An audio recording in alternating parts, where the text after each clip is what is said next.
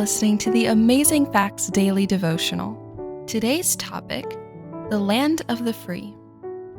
Our key Bible text today comes from Revelation chapter 12, verse 16.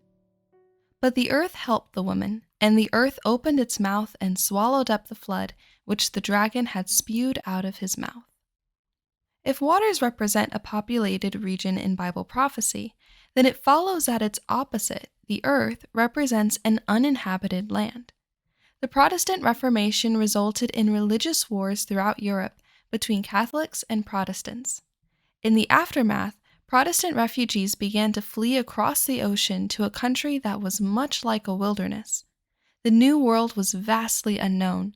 America was a new beginning. Even more so, it meant religious freedom. It was this migration that swallowed up the devil's attack. We see in today's verse further confirmation that the dragon and the serpent are one and the same creature. Revelation describes them both as a perpetrator of this flood.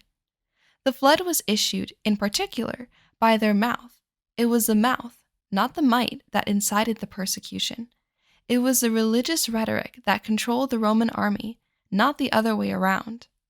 There is another mouth repeatedly given prominence in the book of Daniel, the little horn that grew out of the fourth beast. Read Daniel 7:25. Yes, this is the 1260-day prophecy again. But who is this little horn?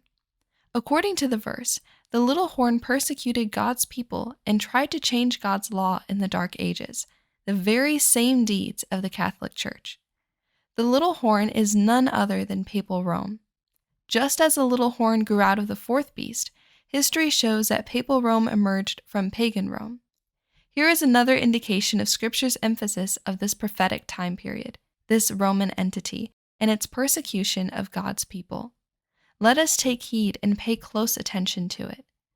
As the devil's attack came from his mouth, so did the earth's counter-defense come from its mouth.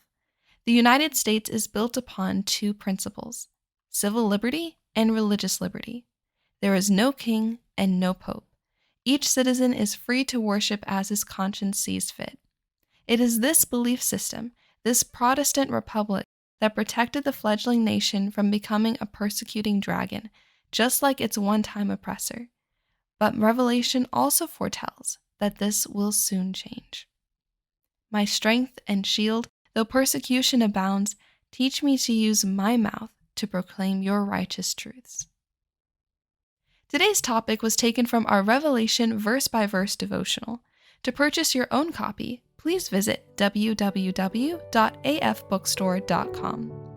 Thank you for listening to the Amazing Facts Daily Devotional.